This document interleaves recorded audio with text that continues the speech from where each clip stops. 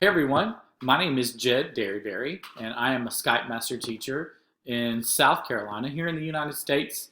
And for the last 6 years, I have been using Skype with students in my classroom and all across the state of South Carolina, really all across the country, and different adventures that I've had in education. And it's really been a unique experience to be a part of something so much bigger than myself as an educator. When I started using Skype in the classroom in 2010, it was because of a friend of mine named Mike Soskel, who is an incredible global educator. I had never used Skype in the classroom before. He said, "Hey, but you're really good at playing the piano in your classroom," which I use quite often.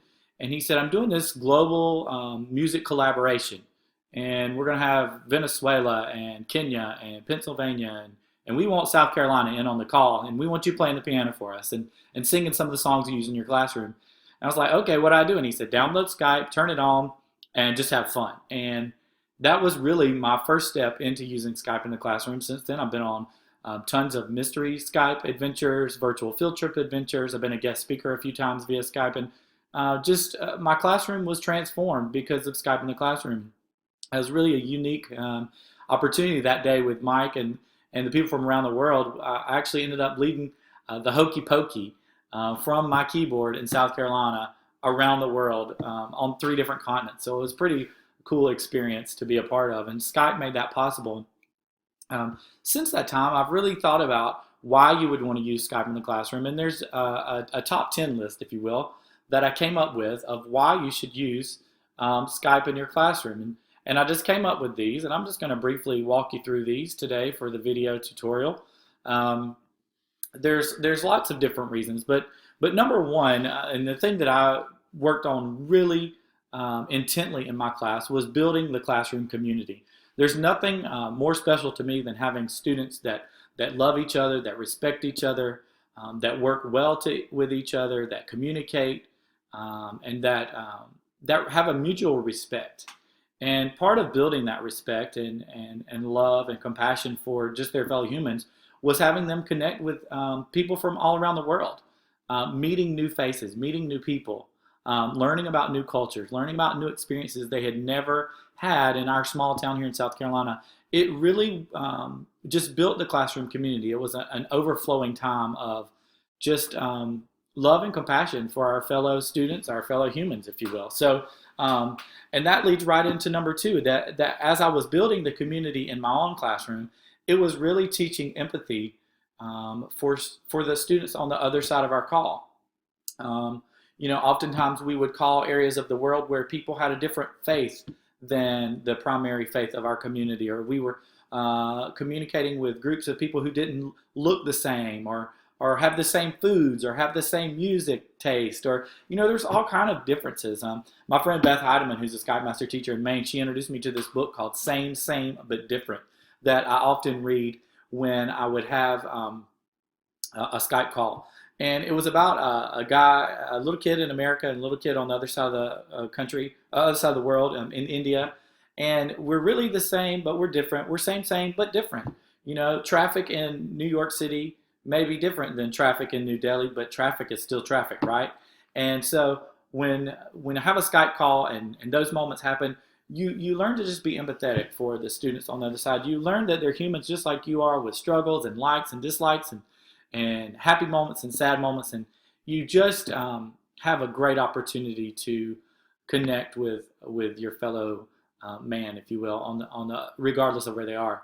Number three on the list here, it just invites collaboration skills. When you have a Skype call, students in your classroom have to work together.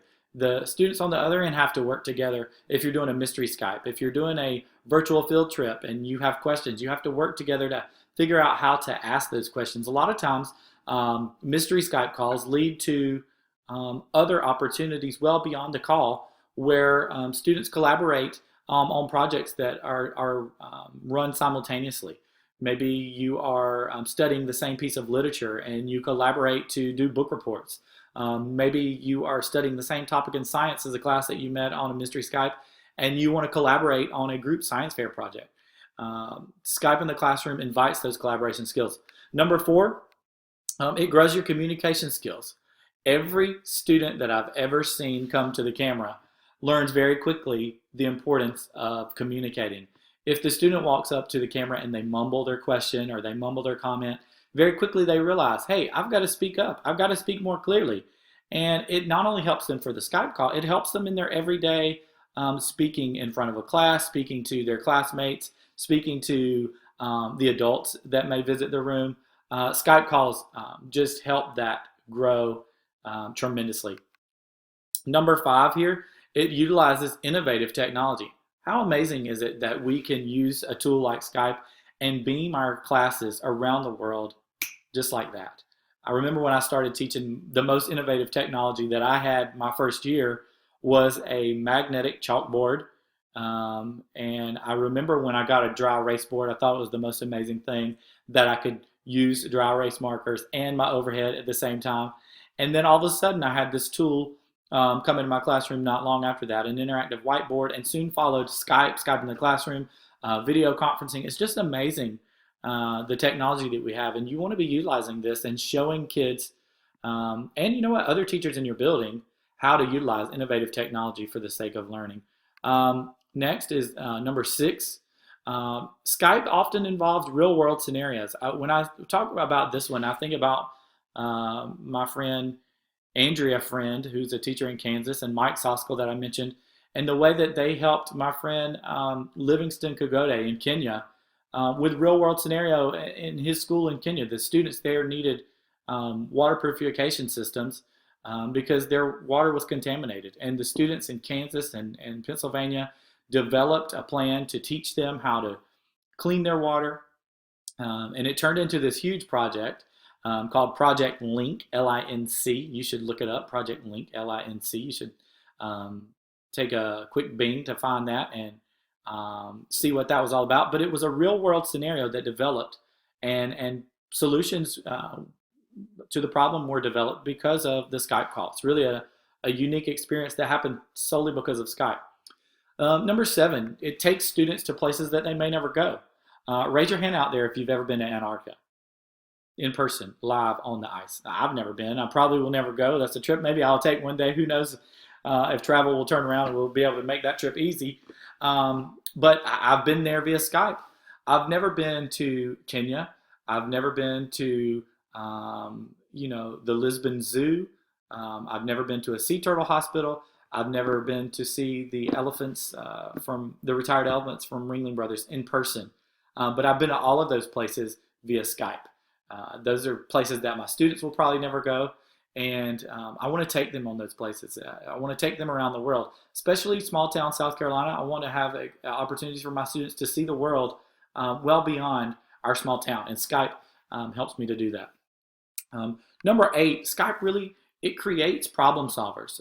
As I mentioned, my friend in Kansas and Mike Soskell, their project, that problem, that solution to the problem actually with the water purification systems was born as a result of students hearing the problem and saying, hey, we can do something about this. We can develop this into a unit of study where we could solve this problem for those students.